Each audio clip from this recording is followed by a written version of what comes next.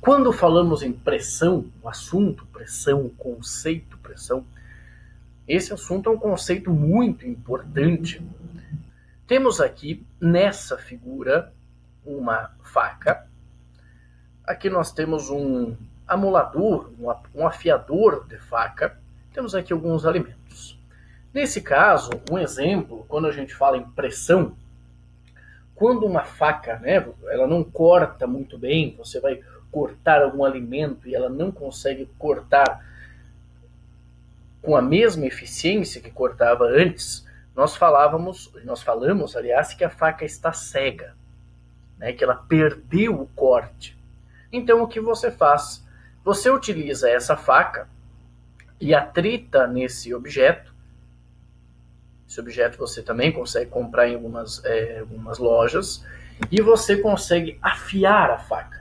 Mas o que significa afiar a faca? Depois de um tempo, quando você afiou a faca, você consegue cortar o alimento com muito mais eficiência.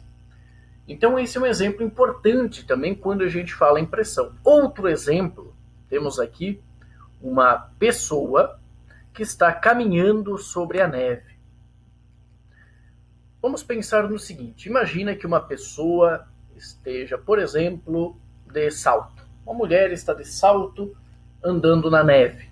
Ela vai conseguir andar de salto na neve com eficiência? Não. Provavelmente ela vai afundar na neve, O pé vai afundar na neve, vai ser muito mais difícil.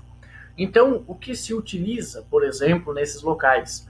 Nesses locais são utilizadas as raquetes de neve. Então, vocês podem observar aqui na figura, Então, se uma pessoa vai andar na neve, o que acontece? Você utiliza esses objetos, você pode utilizar esses objetos que nós chamamos de raquetes de neve. Então, quando nós observamos aqui as raquetes de neve, essas raquetes elas facilitam o movimento de uma pessoa na neve. Agora, percebam o seguinte, quando tanto o exemplo da faca quanto o exemplo das raquetes de neve estão associados ao conceito de pressão. Vamos entender como nós vamos afiar a faca. Quando você atrita a faca nesse objeto, muita gente utiliza, por exemplo, você pode comprar esse amolador de faca para afiar, mas você tendo uma superfície rígida que você consegue ter esse atrito de maneira eficiente, você consegue afiar a faca. Então o que acontece, pessoal? Essa parte da faca inicial, que tem um contato com o alimento, quando você faz o atrito, você desgasta essa região aqui. Então essa região ela vai ficando mais fina. Então essa camada ela vai diminuindo a sua área de contato, a sua espessura. Então a área de contato com o alimento fica menor. Até que você tenha uma área muito pequena, de forma que esse objeto, essa faca esteja afiada. Aí você consegue, por exemplo, cortar tranquilamente alguns alimentos. Naturalmente você tem que tomar cuidado, quando você afia a faca, porque se ela ficar muito afiada, você tem que tomar cuidado para não se machucar.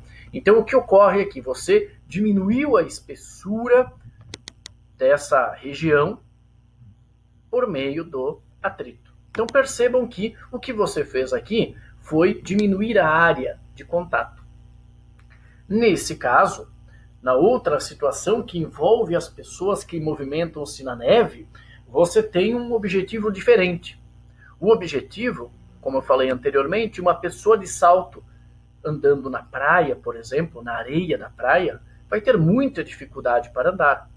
Uma pessoa de salto na neve vai ter muita dificuldade para andar na neve. O que é feito então? Quando utiliza-se essa raquete, ou quando essas raquetes são utilizadas, o que ocorreu foi um aumento da área de contato.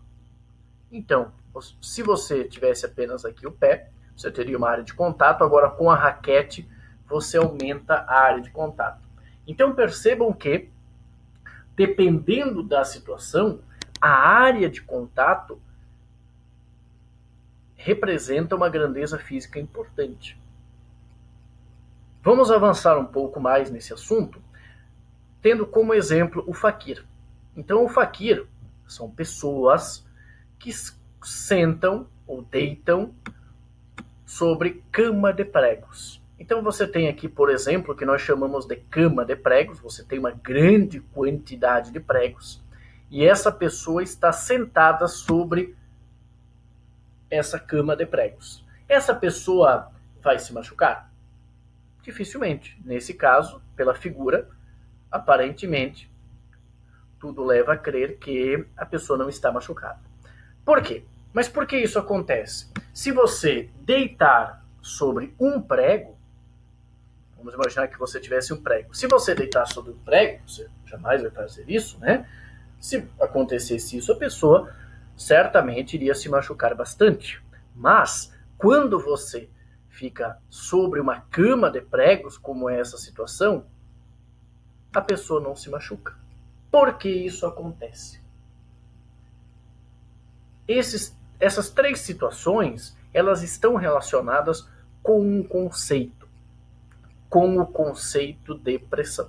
Nesse caso, a gente pode explicar o seguinte: essa massa da pessoa, você tem a gravidade, força gravitacional atraindo a pessoa para baixo. A força gravitacional atrai todos os objetos para o centro da Terra.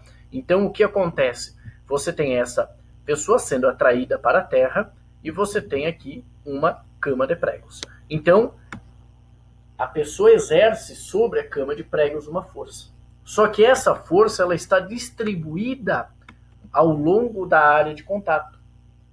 Então, você tem uma grande área de contato em relação a um ou dois pregos, o que possibilita que essa pessoa consiga sentar sobre uma cama de pregos ou deitar sobre uma cama de pregos. Se você pesquisar na internet a palavra faquir, você vai encontrar várias fotos, né, dessas pessoas que deitam sobre camas de pregos, por exemplo. E há uma explicação para que essas pessoas não se machuquem. Vamos dar um último exemplo, quando a gente fala sobre pressão. Então, antes da gente falar desse exemplo, percebam que existe uma grandeza física nessa situação importante, que é a área de contato. Quando você quer cortar esse alimento, por exemplo, o que você faz? Você diminui a área de contato dessa faca, dessa região da faca que vai encostar com o alimento. Agora, se você não quer, por exemplo, que o pé afunde na neve, você utiliza uma raquete de neve, você utiliza algo cuja área de contato é aumentada. O mesmo ocorre nessa questão do faquir. A área de contato ela é ampliada. Você aumentou a área de contato, obviamente a gente tem que sempre comparar com uma situação. Então, se você tivesse poucos pregos, a área de contato é menor. Como você tem uma quantidade maior de pregos, a área de contato é maior.